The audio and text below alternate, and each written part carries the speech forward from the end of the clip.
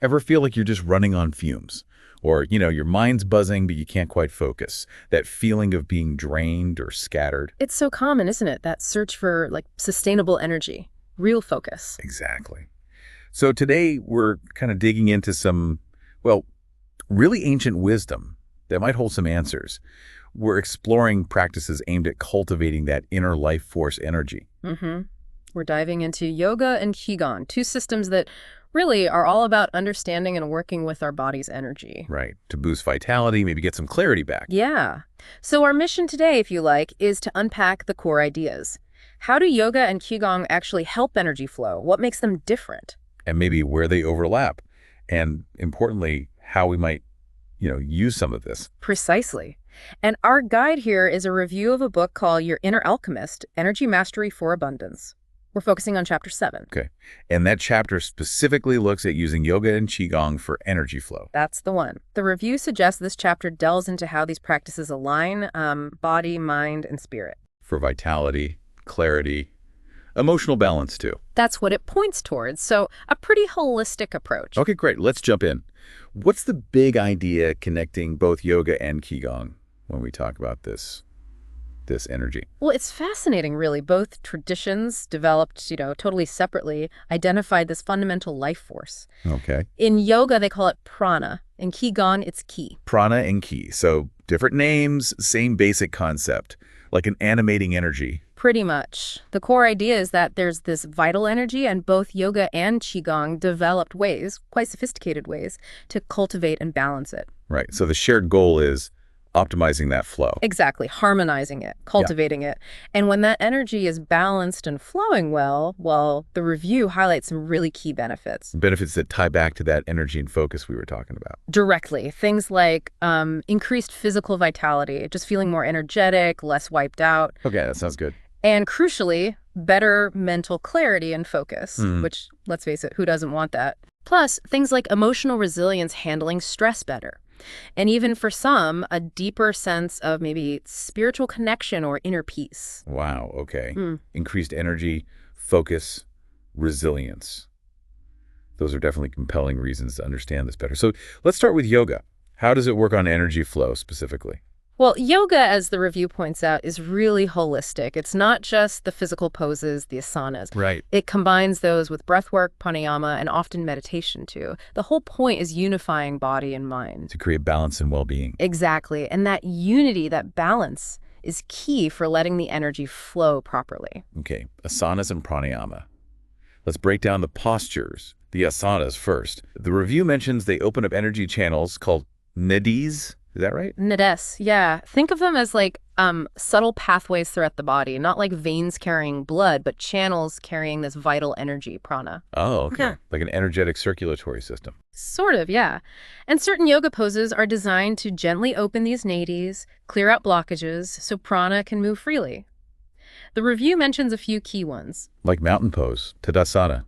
Seems simple, just standing there, what's happening energetically. Right, Tadasana. It looks simple, but it's foundational for grounding. When you consciously engage your feet, lengthen your spine, you're doing more than just standing straight. Okay. You're actually signaling stability to your nervous system. It creates this calm, stable base, and energetically, it's like opening a channel for energy to rise up the spine. It fosters alertness, but also calm. Huh. So even stillness can be energetically active. Yeah.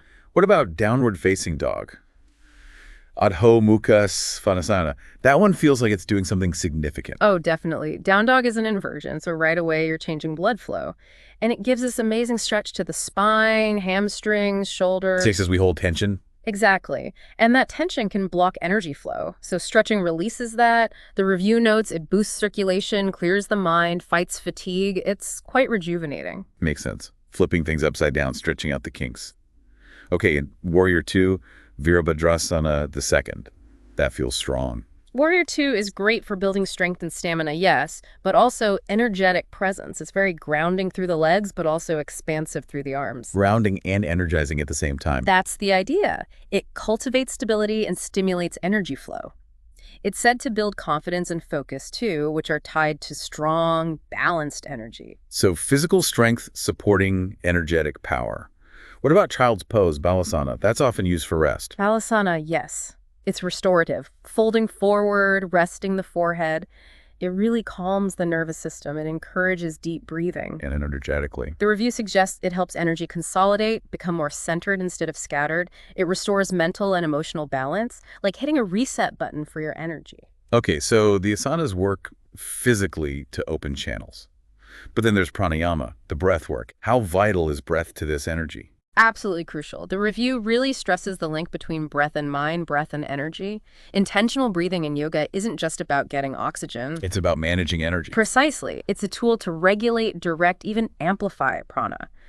Consciously changing your breath pattern directly impacts your mental state, calms you down, which stops energy drain. And specific techniques do different things, like Nadi Shuhana, alternate nostril breathing. What's that doing? Nadi Shuddhana is fascinating. It's said to balance the left and right hemispheres of the brain, the logical side and the intuitive side. Right. This breathing helps them communicate better.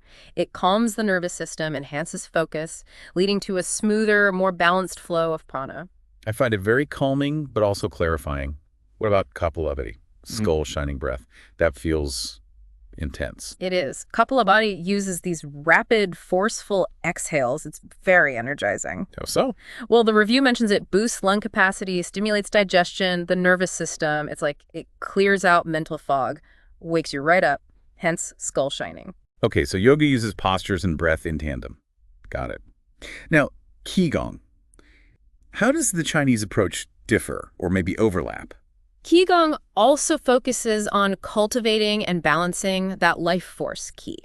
But its methods usually involve more gentle flowing movements, plus breath work and focused intention or visualization. Okay. The goal is harmony within the body's meridians. These are the energy channels in the Qi Gong system, like the nadis in yoga. Meridians. Okay. And the review said Qi Gong often looks slower, more meditative. Yes, but that gentle flow is surprisingly powerful for stimulating qi. It tends to be low impact, making it really accessible for almost anyone. So even gentle movement can shift energy effectively. What are some key Qi Gong movements mentioned? The review highlights a few fundamentals. One is holding the ball. You stand, hands in front of your belly like you're holding a ball of energy. Okay. Gentle up and down movements, focusing on the sensation of qi between your hands, maybe warmth, tingling. It's very centering. Cultivates calm and focus. Holding the ball. I like that visual. Kinda. What else? Another is gathering energy. Standing, knees bent, you slowly raise your arms as you inhale. Visualizing drawing energy in. Exactly. Maybe from the earth. Then exhale as you lower your arms, guiding the energy down, grounding it. It balances your internal energy with your surroundings. Very calming for mind and body. Gathering energy. Nice. And the last one mentioned was cloud hands. Sounds poetic. Cloud hands is lovely. You shift your weight side to side, moving your hands in slow, circular motions across your body, like parting clouds. And the purpose? It's thought to release stagnant energy, get things moving in the meridians, boosts circulation, enhances mental clarity by smoothing out the qi flow. Okay, so flowing movement, mindful intention. What about Qi Gong breathing?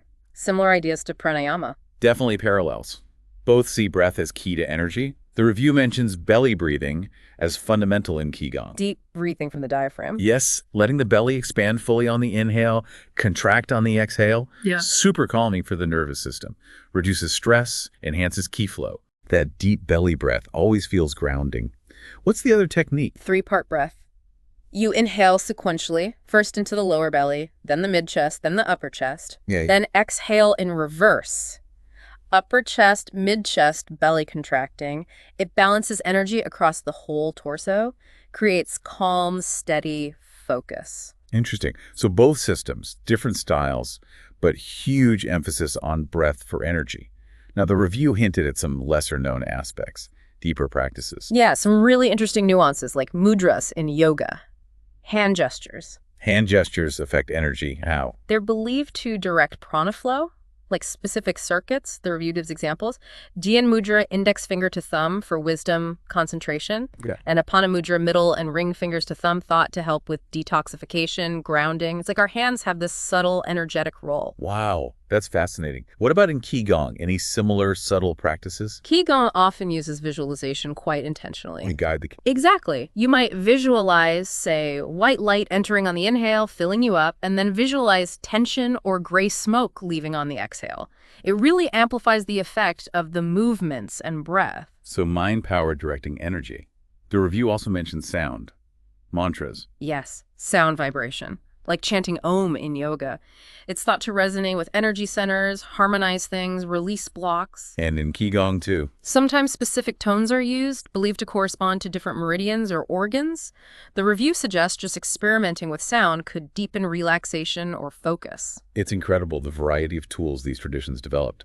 Okay, so bringing this down to earth, the review suggested a practical daily routine combining both. It did. A simple way to integrate them. It starts really simply. 1 to 2 minutes of that belly breathing we talked about, just to center yourself. Good starting point. Then what? A short yoga sequence, mountain pose for grounding, Karasana. then downward dog to stretch and release, Adho Mukha Svanasana. into warrior 2 for energy and focus. Virabhadrasana the second. And finishing the yoga part with child's pose to relax and integrate. Balasana. Okay, a nice little flow.